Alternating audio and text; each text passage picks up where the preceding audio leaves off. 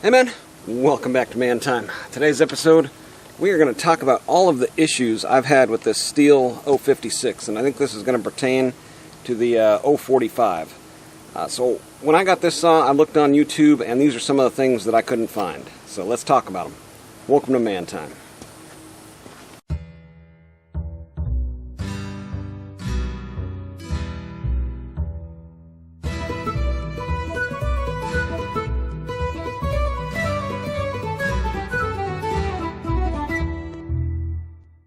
So, looking at YouTube videos on, how to fix stuff and how to repair stuff, and, that's why I go to YouTube, and that's kind of the videos that I look for and can't find are the ones that I make, typically.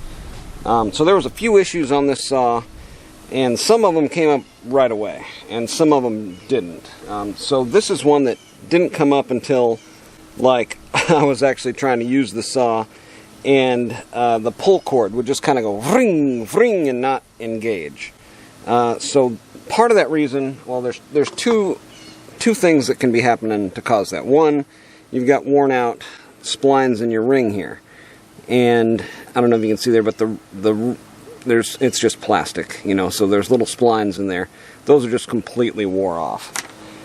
The other part might be that this is dull, so it's got little cams that come out and engage.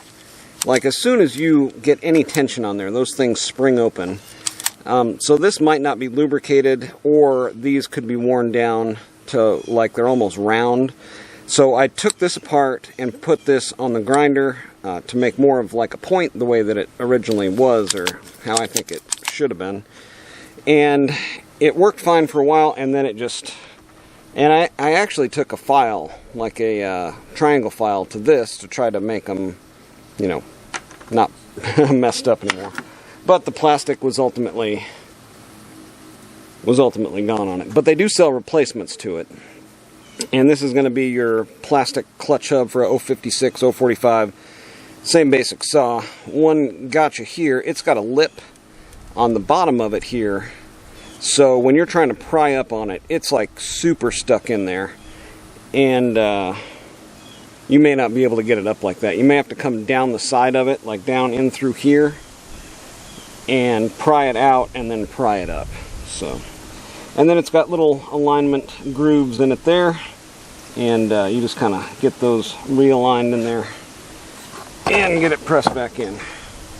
The next major issue that I had with this was the choke linkage was coming disconnected. It would basically pry itself out of the top here, and there's nothing more frustrating than having to take this whole handle assembly off to get to the clutch linkage under here, and that's why I'm not going to do it now. But you can see the way the choke engages, right?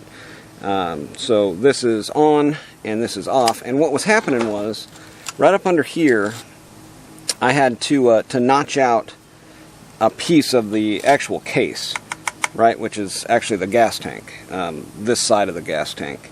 The linkage was hitting that, and it was basically forcing it out of where it's supposed to stay seated in the top here in this lever.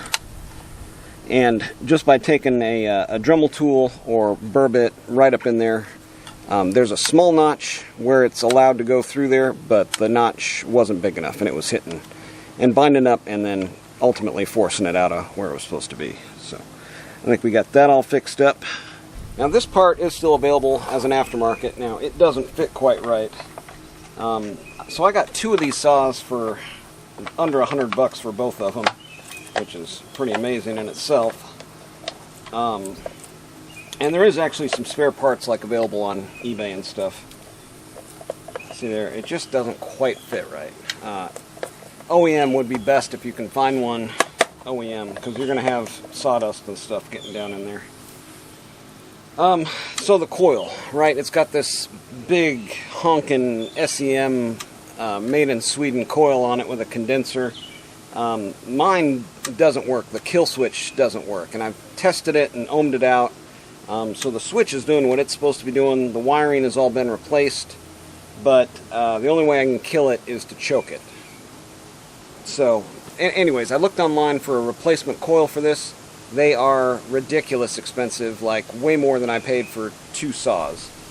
A couple other things, if it doesn't have a nameplate on there, there's no way to tell what it is between the 045, the 045 Magnum, the 045 electronic, other than like the quick stop you can tell, and then the 056 Magnum. They're all going to have different size pistons and varying CCs based on that.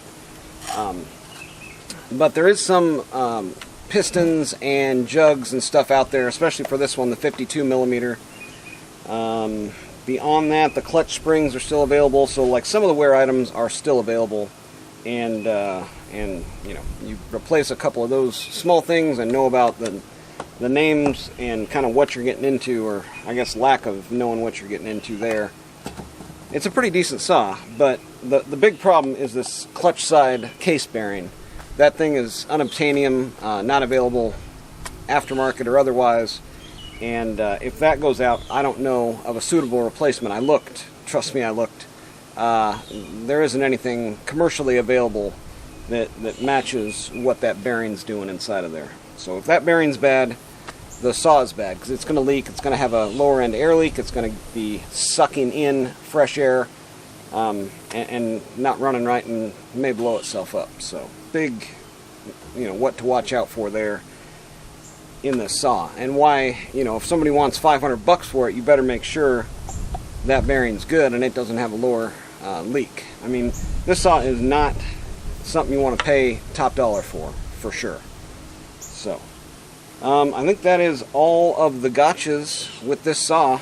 Let's fire it up and see how it's running now that we got that pull cord replaced, or the what is that, the clutch, no, the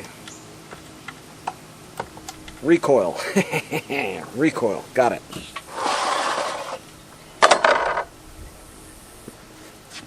Yeah, the other thing I should say, even after all of that bad stuff, there's a lot of good stuff with this saw, if it's in good running condition. Oil's great, pulls chain hard, long stroke, you know, big bore. I mean, really everything you want in a chainsaw. But now you know what to look for in case somebody's asking top dollar. See, this is how it's supposed to engage, right? It comes out just a little bit, and it's engaged. And it doesn't have real high compression.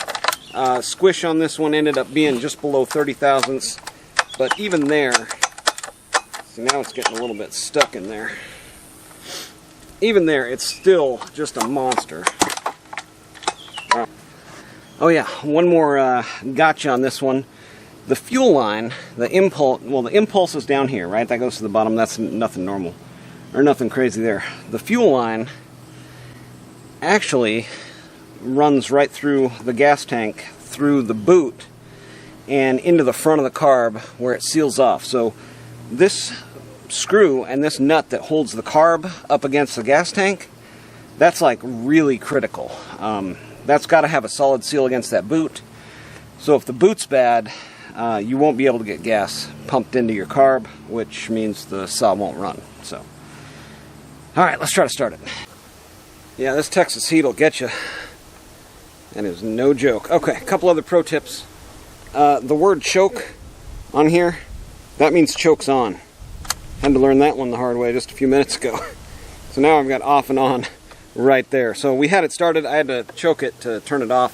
The other pro tip, right in here where your dogs mount up, if that metal is broken, that's half of the case. So if that dog is loose on there, be real careful there. I had to JB weld that. It's just hanging on by a thread at this point, but I mean, for as cheap as it was, as little money as I put into it, as much wood as it's going to cut now, I'm pretty happy with the end result. So let's see how it restarts here.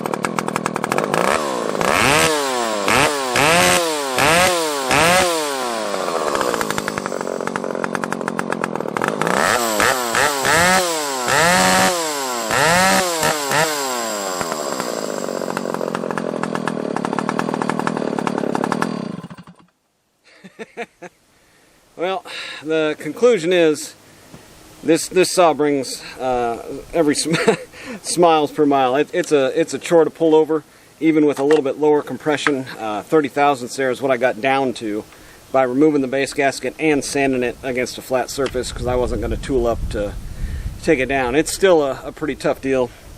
Cable rings still available for it. Got those on there. Got it broke in. It's a hoss. And right there, one start, restart.